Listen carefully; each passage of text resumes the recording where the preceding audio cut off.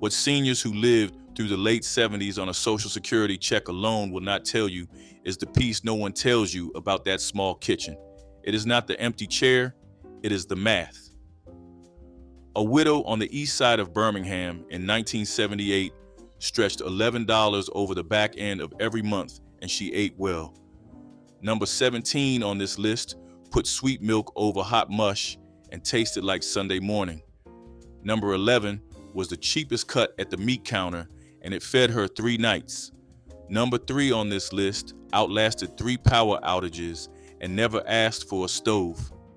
Most of these meals slipped away when frozen dinners and Meals on Wheels moved into black neighborhoods and the cast iron pots went quiet. Let us count down from 25. Number 25, hot water cornbread with bacon grease. The smell of pork fat hitting yellow meal could fill a 1-bedroom apartment in West Memphis faster than any radio could. A retired domestic worker living alone in 1981 kept a tin can of bacon drippings on the back of the stove, the way her mother had in the sharecropping years. She would scoop 2 tablespoons of meal into a bowl, pour boiling water over it, stir until it pulled together, then drop a flat patty into a hot skillet glossed with that saved grease. 6 minutes aside, 1 patty made a meal, 2 patties made supper with greens. She ate it standing at the counter most nights because the table only mattered on Sundays. The whole thing cost about 9 cents to make in $1981, and it tasted like the kitchen she grew up in when her grandmother stretched a pound of meal across a whole week. Your grandmother called it supper. Number 24, neck bones over yellow rice for 1. She would buy a single pound of pork neck bones from the meat counter on Avenue D for 60 cents in 1979, just enough to fill a small Dutch oven with 2 pieces. The bones went in cold water with half an onion, 3 peppercorns, and a bay leaf, then sat at a low simmer for 3 hours while she watched her stories. The meat slid off the bone in tender, gelatinous threads, and the cooking liquid turned into a deep mahogany broth, heavy with marrow. She cooked white rice in some of that broth with a pinch of turmeric for color, which is where the yellow came from. 1 bowl held her over until noon the next day. The bones got picked clean by a thumb and forefinger over the sink, and the broth left over was tomorrow's gravy. A deacon's wife in West Memphis taught a whole block this trick. A single pot kept a woman alive and independent. Number 23, salt pork and turnip greens, single pot. Frying off a 2-inch chunk of salt pork until the edges curled and the fat ran clear was how every greens dinner started in a small kitchen in Itta, Mississippi in 1976. The greens, washed 3 times in the sink because grit hides under that ribbon of leaf, went in next, still wet from rinsing. They hit the hot pork fat and steamed themselves down to a quarter of their original size.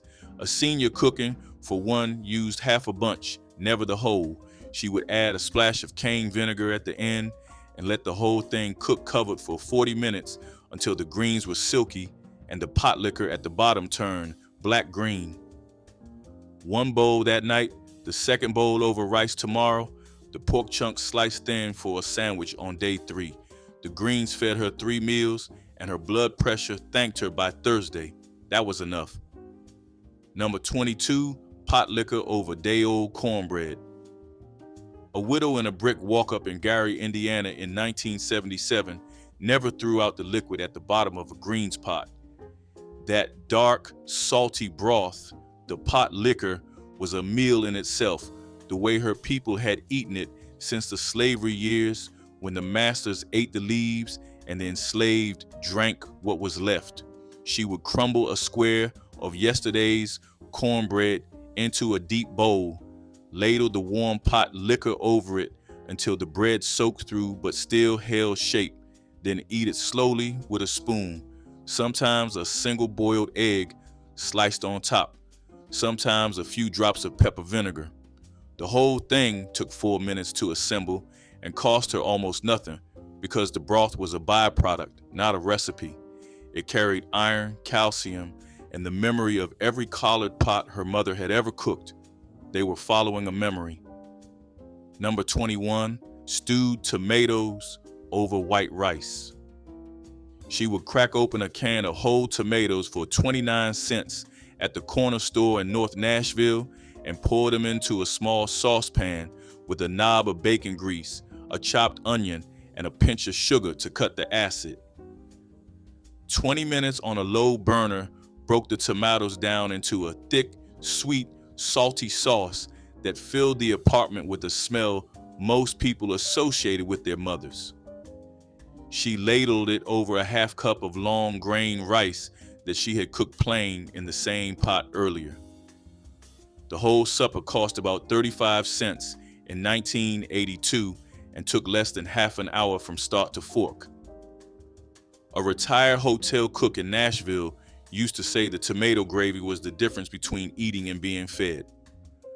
1 can of tomatoes carried her 2 suppers and a breakfast.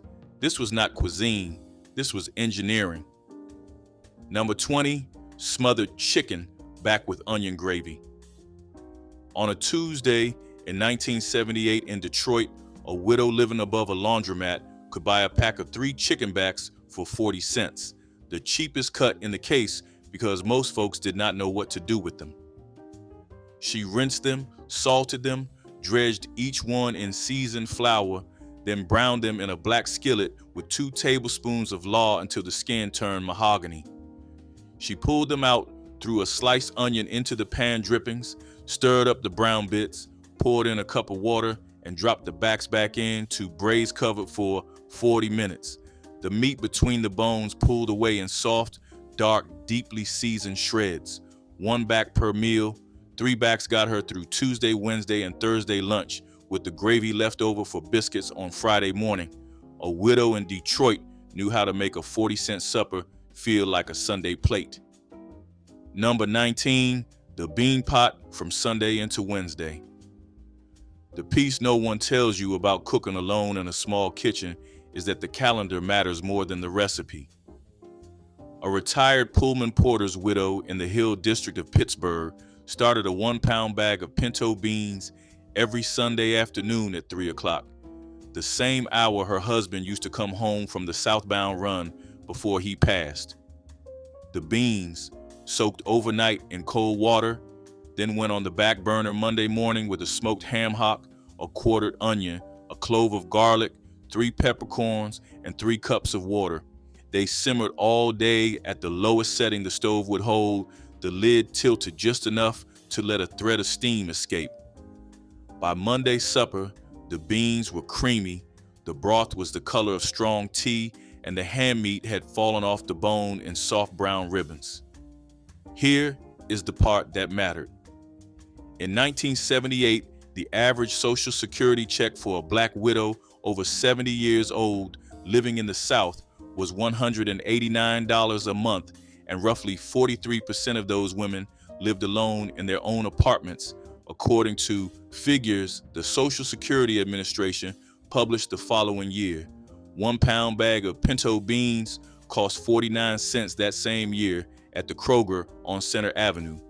That single pot fed her Monday supper over rice, Tuesday lunch in a bowl with cornbread, Wednesday breakfast mashed on toast with hot sauce, and Wednesday supper as a thin bean soup with a splash of vinegar and a sprinkle of chopped raw onion on top.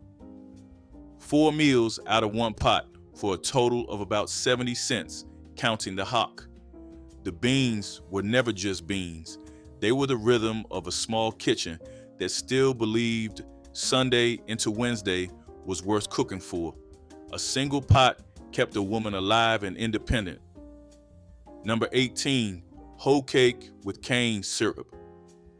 Cornmeal, hot water, a shake of salt, and a flat pan over a low flame. That was the whole recipe. A widow in Macon, Georgia in 1980 made hoe cakes the way the people in the field used to make them on the blade of a hoe held over coals. She poured the batter thin so each cake was about the size of her hand, browned each side until it crisped at the edges, then stacked 3 on a saucer. The cane syrup came out of a small Staines can she had nursed for 2 months. She poured a slow puddle of dark syrup over the top cake and ate them with a fork at the kitchen table, alone with the radio on low playing gospel from WIBB. The whole supper cost about 12 cents. 3 whole cakes filled her up better than a fast food sandwich, and the syrup gave her enough sugar to make it to morning without the shakes. It was a hug in a bowl. Number 17, mush with sweet milk for breakfast or supper. Cornmeal porridge, the kind enslaved people in the Carolinas had eaten 3 times a day, was still on supper tables in black senior apartments in 1979 because it cost about a nickel a bowl and went down easy on bad teeth.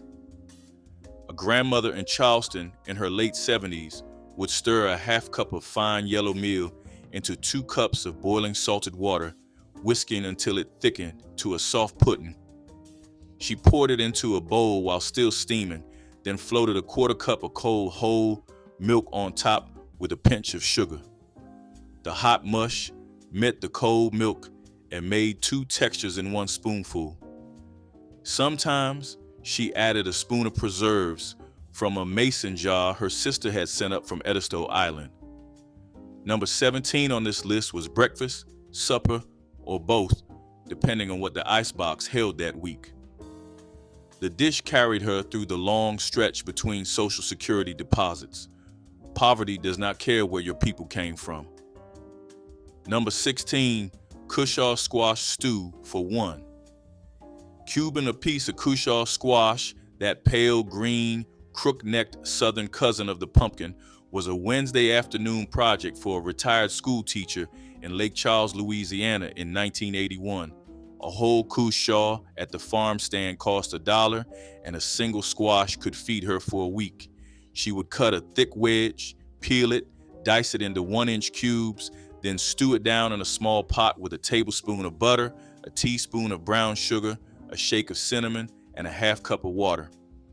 45 minutes later, the cubes had collapsed into a soft, golden, mildly sweet stew that ate like a side dish and a dessert at the same time. She spooned it over a slice of stale white bread to soak up the syrup at the bottom of the bowl. The rest of the squash went into the icebox wrapped in wax paper, ready for tomorrow and Friday. Your grandmother called it supper. Number 15, fatback gravy over rice.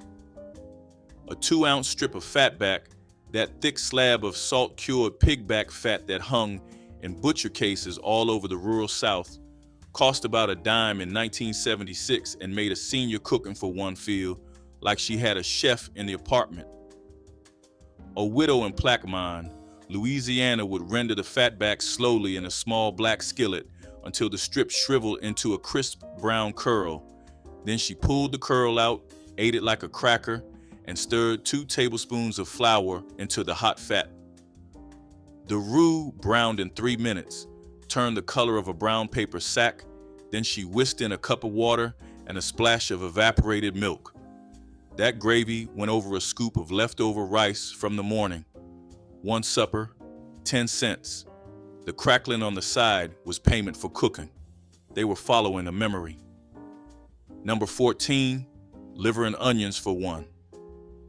She bought a single thin slice of beef liver from the meat counter on Springfield Avenue in Newark in 1980 for 30 cents because organ meat was still the cheapest protein in the case and most younger folks would not touch it. The liver went into a small bowl of evaporated milk for 30 minutes to draw out the bitter while she sliced a large yellow onion paper thin on the cutting board her sister had given her in 1962. She melted a spoon of lard in a black skillet, soft cooked the onions over a low flame until they were sweet, sticky, and the color of an old penny, then pushed them aside and seared the floured liver in the same pan for 2 minutes aside. Salt, black pepper, a dash of Worcestershire from a small bottle that had lived in her cupboard since the Carter years. She slid the whole skillet onto a plate over a slice of white bread to catch the drippings, and the bread was as good as the meat by the time she finished eating. That mattered. Number 13, chitlin loaf, single serving. Most folks ran from the smell, but a widow in Greenwood, Mississippi in 1977 ran toward it because chitlins cost almost nothing at the country meat counter and lasted in her chest freezer for months. She would buy a 5-pound bucket on the first of the month for about $2.40, clean every last one of them all day in the deep kitchen sink with vinegar water and a stiff brush, then portion them into single-serving freezer bags labeled with a grease pencil. On a Wednesday, she would thaw one bag overnight in the icebox, simmer it for 2 hours with onion, garlic, a splash of cider vinegar, and a shake of red pepper, then chop the cooked chitlins fine on a wooden board, mix them with a beaten egg, a sleeve of cracker crumbs, and a handful of cornmeal, and bake the whole thing in a small loaf pan for 40 minutes until the top crisped. One thick slice with a spoon of mustard was Wednesday supper. The loaf carried her 4 meals through to Saturday. It was not for everyone, and that was the point. It was for her. Number 12, pinto beans and water cornbread. On a quiet Tuesday in the spring of 1979 in Tuskegee, a retired laundress would scoop a coffee cup of pinto beans she had cooked on Sunday into a deep ceramic bowl, then crumble a thick wedge of water cornbread on top. The cornbread was nothing but yellow meal, a half teaspoon of salt, and a stream of boiling water stirred together, dropped by the spoonful into bacon drippings, and fried into a flat brown patty with crisp, lacy edges. The beans were creamy from a long Sunday simmer with a piece of smoked ham hock and a sliver of onion. She poured a tablespoon of the warm bean liquor over the cornbread crumble to soften it, then mashed the whole thing together with the back of her fork until the bread soaked up the broth. The bowl tasted exactly like the kitchen her mother had run during the late Depression years in rural Macon County. She ate it out of the same blue speckled bowl her mother had carried up from Alabama in a cardboard suitcase. That was it. By the way, if any of these meals are calling you back to your kitchen, I put together a recipe guide with the proper ratios for 1 or 2 people. The link is in the description below.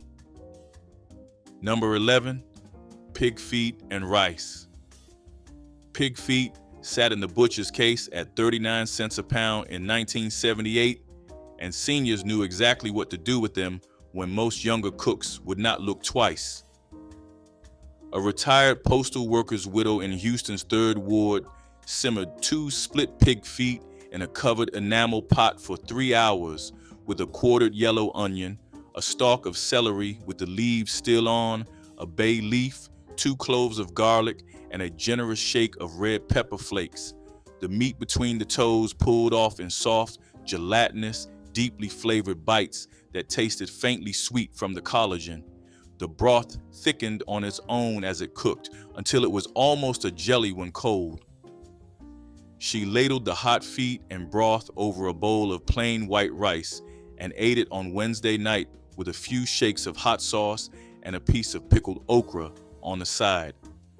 The leftover broth set up overnight in a glass bowl into a savory aspic. She sliced thin and ate on a saltine cracker for Thursday breakfast. 2 pig feet, 3 meals, less than $1 all in. This was arithmetic. This was survival.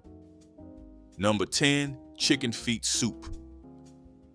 In a small kitchenette on the south side of Chicago in 1980, a Mississippi-born grandmother cooked a Sunday pot of chicken feet soup the way her own grandmother had taught her on a farm outside Yazoo City 60 years before. 8 chicken feet from the butcher cost $1 at the corner shop. She blanched them in boiling water for 2 minutes, peeled the tough yellow skin off the toes, clipped the nails with kitchen shears, then simmered them low and slow for 2 hours with a couple of carrots, 2 stalks of celery with leaves, 3 cloves of garlic, and at the end a small handful of broken egg noodles. The feet released a thick golden broth heavy with collagen, the kind no store-bought stock could match. Older women in the neighborhood swore by it for stiff knees and a good night of sleep. She would skim the fat into a saved coffee can, season the pot with salt and white pepper, and eat 1 bowl every night for 4 nights until the pot was empty. A quarter, in her time, that was the whole recipe. Number 9, buttermilk and cornbread crumble for supper. A glass of cold buttermilk and a hunk of day-old cornbread, crumbled in until the buttermilk turned thick and pebbled, was supper for a widow on a fixed income in Roanoke, Virginia in 1977. The dish goes back to the cabin years when sharecropper families ate it on summer evenings because the cornbread was already made and the buttermilk was waiting in the spring house. She ate it with a spoon out of a tall glass. The buttermilk was tangy and cold, the cornbread soft and sweet from the soak, and the whole thing took 2 minutes to put together, about 8 cents in 1977 money. It filled her up better than half the things on the supermarket shelf, and on a hot night when she did not want to cook, it was the only thing that made sense. They were following a memory. Number 8, mustard greens with smoked turkey neck. She would pick up 1 smoked turkey neck from the meat counter in Macon for 35 cents in 1981 because pork had started giving her trouble and turkey worked just as well in the pot. The neck went into cold water with half an onion and a pinch of red pepper, simmered for an hour until the broth was rich and the meat almost fell off.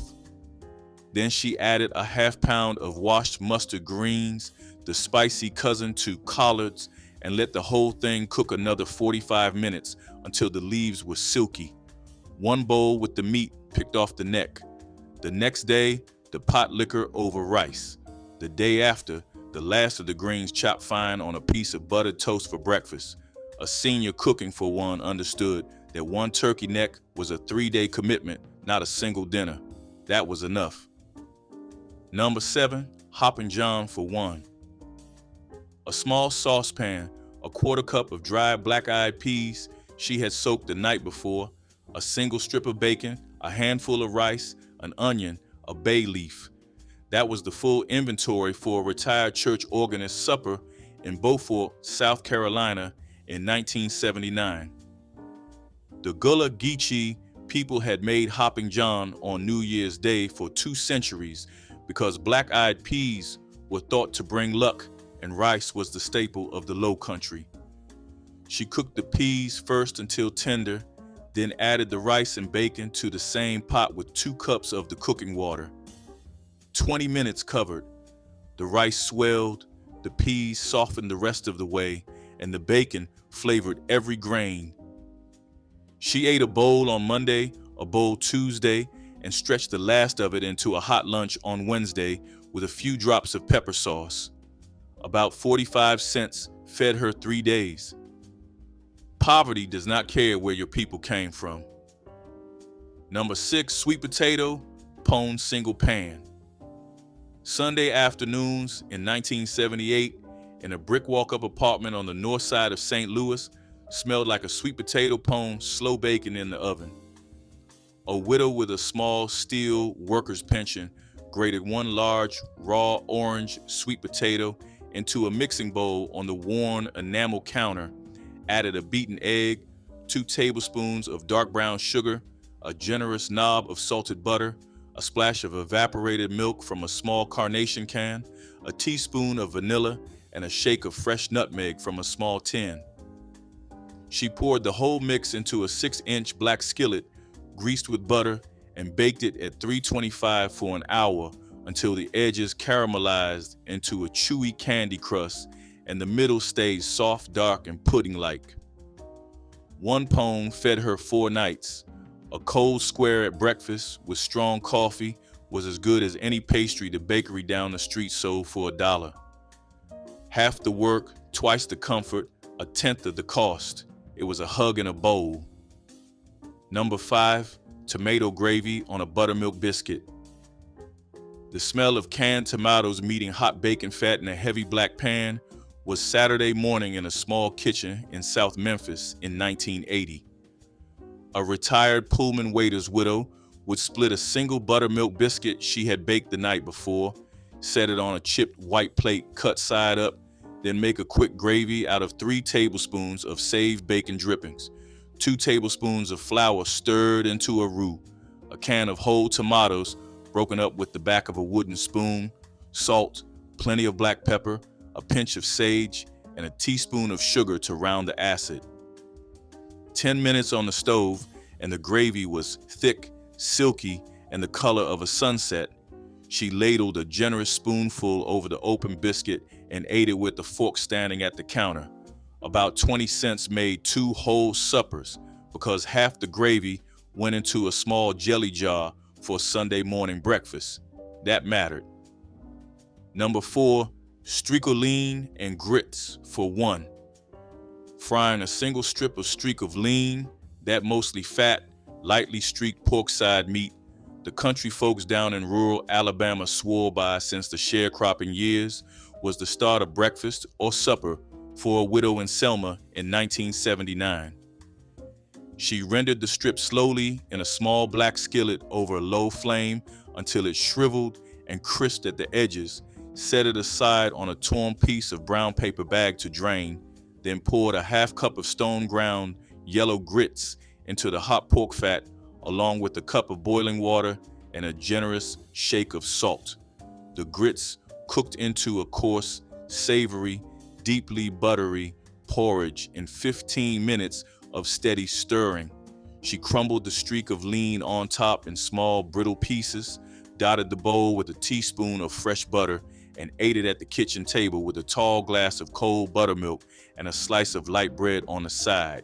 About 15 cents in 1979 money, 2 meals a day for 2 days. That was the whole recipe. Number 3, sardines and saltines supper. Number 3 on this list outlasted 3 power outages on the Gulf Coast in 1979 and never needed a stove. A retired stevedores widow in Mobile kept a small tin pyramid of King Oscar sardines and a sleeve of premium saltines in the cupboard for the nights when the heat was high and the gas bill was higher. She would peel back the lid of one tin, lay the sardines on 5 saltines, add a few drops of hot sauce and a slice of raw onion, and that was supper. About 30 cents per tin. The oil from the can went on to the last cracker, eaten last like a small dessert. 3 tins carried her a week if she did not feel like cooking. She would put the radio on, sit at the kitchen window, and eat slowly because nobody was waiting on her. It was for her. Number 2, fried bologna and rice. 3 thick slices of beef bologna from the deli counter on Florida Avenue in Tampa cost a widow 25 cents in the spring of 1978. She slit a small X in the center of each slice with a paring knife so they would not dome up and curl on themselves in the pan, then fried them in a dry black skillet over a medium flame until the edges crisped into dark brown ruffled rings. The slices went over a scoop of white rice with a teaspoon of yellow mustard, a sliced sweet pickle on the side, and a few shakes of red pepper sauce. The smell was childhood itself for anyone who had grown up black in the rural South or in a northern walk-up apartment in the Great Migration years. 3 slices made 2 meals on the same plate. The pan was wiped out clean with a piece of paper towel, no soap, the way her mother had always done it. Your grandmother called it supper. Number 1, souse meat sandwich open face. Tuesday afternoon in 1977, in a small kitchen in Augusta, Georgia, a retired church seamstress would unwrap a 35-cent slab of souse meat from the deli paper, that gelatinous, vinegar-tanged head cheese made from pork bits set in their own broth, and lay 1 cold 1/4-inch slice on a buttered piece of light bread, a spoon of yellow mustard, a slice of sweet onion, half a pickled green tomato on the side. She ate it open-faced with a knife and fork at the kitchen table while the afternoon program played on a small black and white set in the corner. Souse went back to the cabin years when no part of the hog was wasted, and it was still on small kitchen tables across the rural South a century later. One slab fed her 3 suppers. That was enough. Pick one of these and put it on the stove this week. Not because it is cheap, even though it is. Country-style ribs with apple cider glaze turned weekend gatherings into sweet, smoky celebrations in African-American neighborhoods across the 1970s. Meaty pork ribs were marinated in apple cider, brown sugar, and a splash of vinegar, then slow roasted or charcoal grilled until the meat was fall-apart tender. Midway through cooking, the ribs were brushed with a thick cider glaze that caramelized over the heat, creating a sticky surface that clung to every finger. The scent of roasting pork and sweet apples drifted across backyards, drawing neighbors and cousins long before dinner was served. Served with potato salad, baked beans, or simple white bread, the dish balanced tang and richness perfectly. It was both a nod to Southern barbecue traditions and a chance to add a fruity twist that felt fresh for the decade.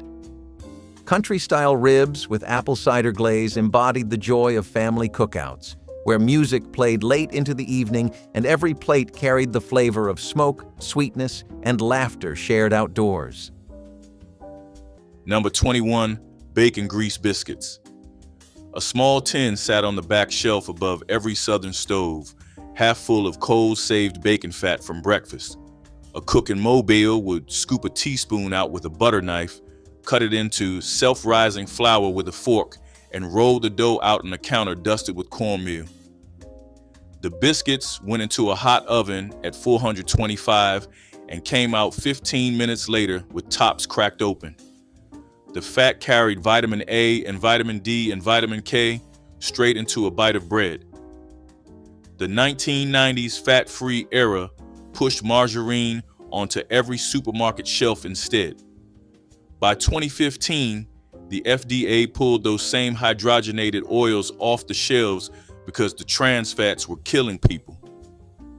The bacon grease tin, meanwhile, sat undisturbed on the same shelf for 40 years.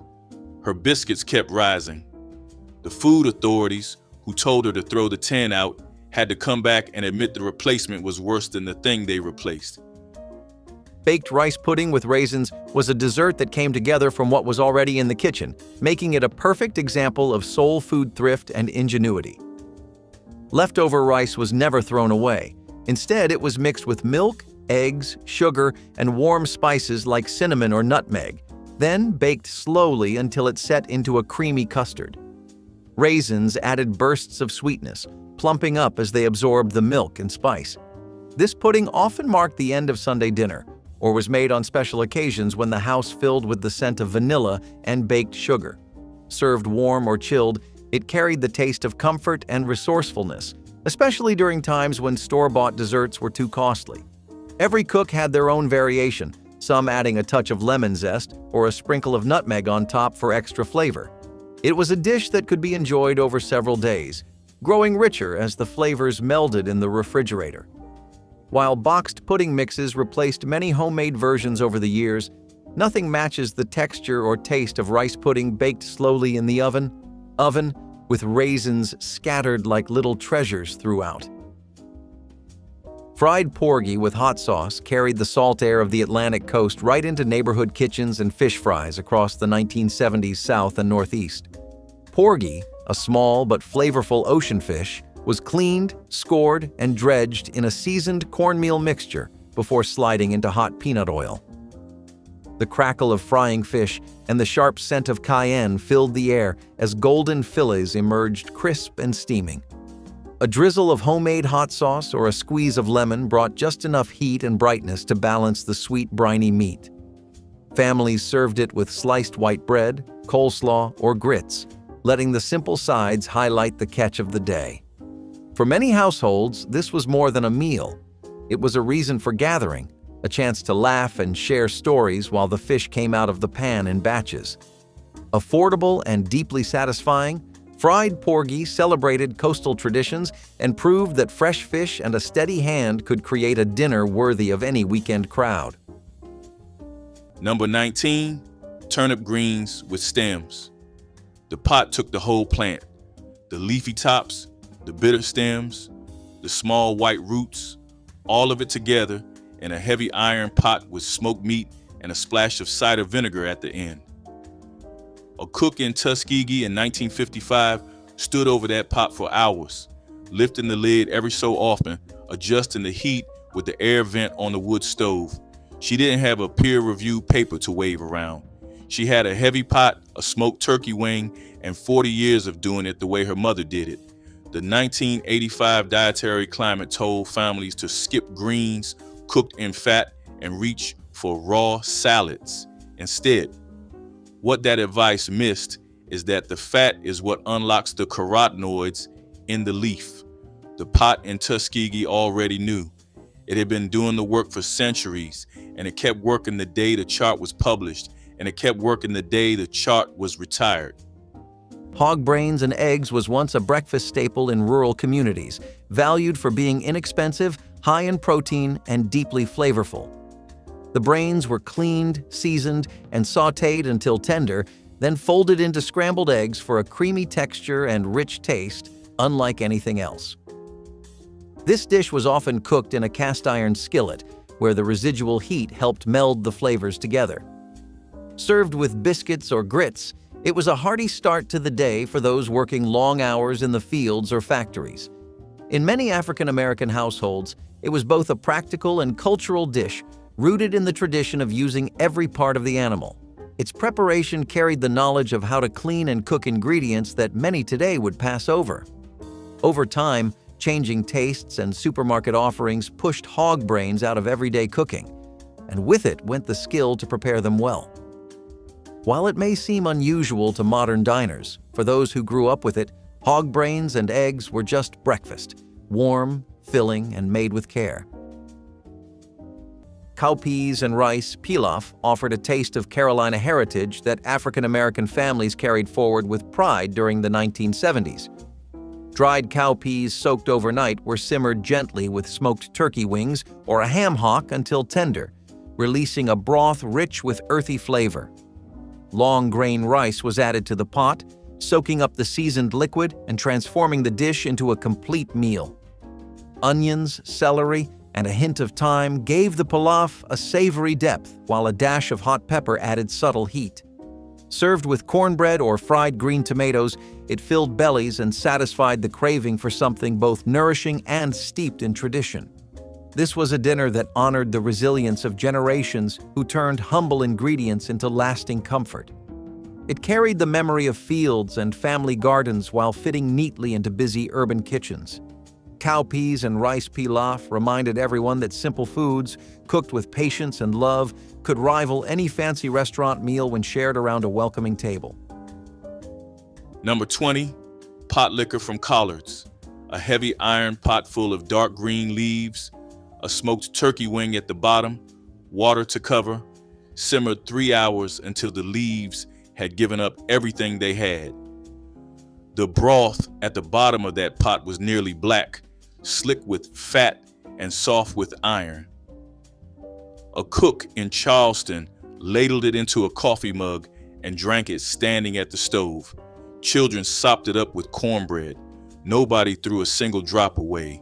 Most of the soluble vitamins and minerals from the greens leach into that liquid, more vitamin K in 1 cup than your daily multivitamin used to deliver. White nutritionists in the 1970s called it pot juice and threw it down the drain. Black households strained it and saved it. They were right. They were right about the leaves, right about the broth, and right about every warning that told them to stop. The same cup she drank from a mason jar in 1962 now sells in Brooklyn juice bars for $9. Potlikker soup was more than just a humble broth. It was the essence of the greens it came from. When collards, turnip greens, or mustard greens simmered slowly with a bit of seasoning and maybe a ham bone, the cooking liquid would take on a deep, savory flavor and a rich, earthy aroma. Nothing in the kitchen went to waste, and that potlikker was treasured for its nourishment, especially in leaner times.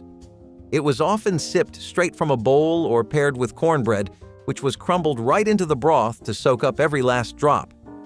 This soup carried vitamins, minerals, and memories of long afternoons spent around the table, talking as the pot bubbled on the stove. In African American kitchens, it was both medicine and comfort, believed to restore strength after illness or a hard day's work. The taste was unmistakable, salty, smoky, and green all at once, with each batch a little different depending on the greens and the cook.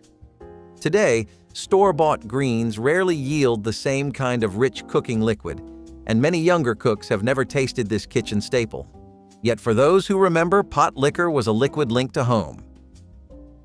Cornmeal-crusted okra cakes turned a beloved southern vegetable into a crispy entree that delighted both adults and children during the 1970s. Fresh okra pods were sliced thin and mixed with cornmeal, minced onions, and a touch of buttermilk to create a thick batter. Small patties were formed by hand and pan, fried in hot oil until each cake developed a crunchy golden crust with a tender green interior. The nutty flavor of the cornmeal complemented the mild tang of the okra, while a sprinkle of salt right out of the pan sealed in the warmth. Served alongside sliced tomatoes or a dollop of hot sauce, these cakes were both hearty and refreshingly light. They made clever use of garden harvests when okra plants produced more pods than anyone could stew. Families prized the recipe as a thrifty way to transform vegetables into a main dish that felt indulgent. Each bite offered a satisfying crunch and a reminder that the simplest garden gifts could create meals worth remembering decades later. Number 18, mustard greens with vinegar. A cook in Macon in 1962 finished her pot the same way her own mother had finished it in 1898. She shook a bottle of cider vinegar over the top 3 times, no measuring, and let the splash fall through the simmer. The vinegar was not for flavor alone. The acid pulled the calcium out of the leaf in a form your body could absorb, the same way lemon juice does in Mediterranean cooking. By 1992, the dish was banned from low-fat cookbooks. The fat was the problem, the editors said. The fat was the reason families were getting sick.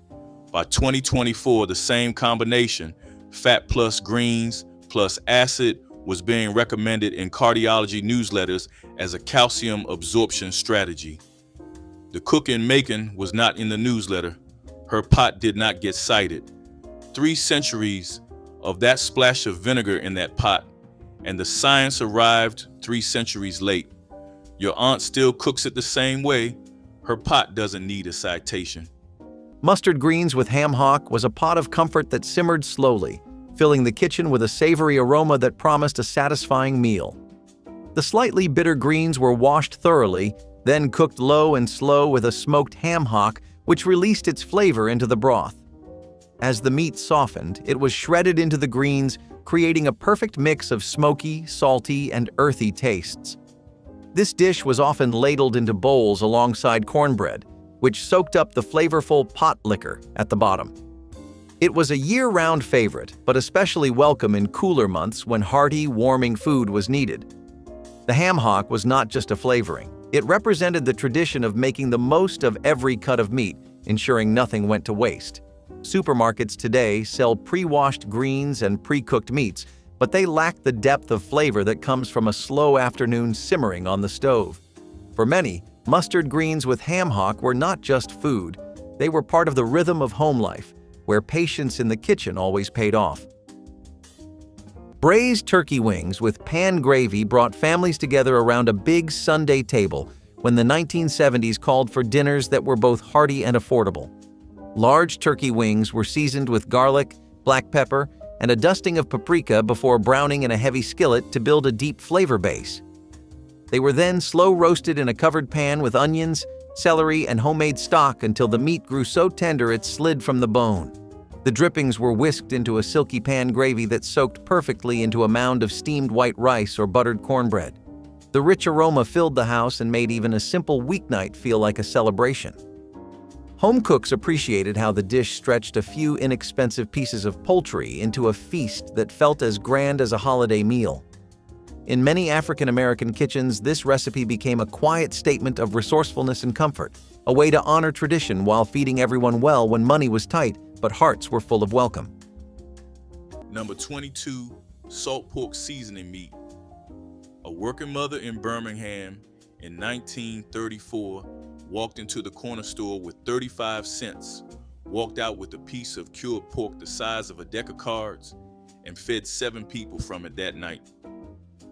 She dropped it into a pot of pinto beans before sunrise and let the cure work its way through the broth all morning. By supper time, the beans tasted like they had been seasoned by a chef. Vertimai Smart Grosvenor, the Gula cook and writer, called this kind of seasoning meat the thing that taught beans how to taste. She wrote about it in 1970, defending the practice against a 1977 Senate committee that singled out cured pork as a target. The committee ate at hotels. The mother in Birmingham ate at her own kitchen table. She fed her 7 people protein and fiber and fat in a balance a 2025 sports dietitian would still recommend. She didn't call it a balance. She called it making it to Friday. Cabbage and salt pork stew was the kind of meal that could stretch to feed a crowd without stretching the budget. The cabbage would be chopped and simmered slowly with chunks of salt pork, which released their fat and smoky flavor into the pot. The result was tender, silky cabbage leaves bathed in a savory broth with just the right touch of salt. In many homes, this dish was a weeknight regular, not because it was flashy, but because it was filling, dependable, and used ingredients that were always on hand. Served alongside cornbread or over a small scoop of rice, it could transform the simplest table into a satisfying meal. This stew also carried the comforting smell of something cooking low and slow, the kind of aroma that filled the whole house and made everyone hungry before it was even served. It was the food of patience, where the flavors had time to come together without rush. Supermarkets today offer pre-shredded cabbage and processed pork products, but they cannot recreate the texture and taste of the old, home-cooked version. For those who grew up with it, cabbage and salt pork stew was proof that thrift and flavor could live in the same pot. Stewed chicken gizzards with onions gave families an economical yet flavorful dinner that reflected both thrift and tradition in the 1970s. Gizzards, often overlooked, were cleaned thoroughly and browned in a heavy pot with diced onions, garlic, and black pepper. Slowly simmered in a rich gravy of chicken stock and a splash of vinegar, the gizzards grew tender while the sauce thickened into a glossy coating. Served over white rice or with buttery cornbread, the dish delivered deep, savory satisfaction that belied its modest cost. The slow cooking filled the house with a comforting aroma that recalled Sunday dinners after church and lessons passed from grandmother to grandchild. For many households, this recipe turned inexpensive cuts into a meal full of warmth and pride, proving that every part of the bird could shine when handled with care. Stewed chicken gizzards with onions stood as a quiet reminder that resourcefulness and patience could transform humble ingredients into a feast worthy of celebration and family gratitude. Pick it because the widow in Birmingham, who stretched $11 across the back end of the month, was eating like a person, not waiting like one. Sit at the table, eat slow, put the radio on. Tell me in the comments which one your grandmother used to set in front of you and whether her bean pot ran Sunday into Wednesday too. Because a single pot eaten alone at a quiet table with the kitchen still warm is still an act of dignity.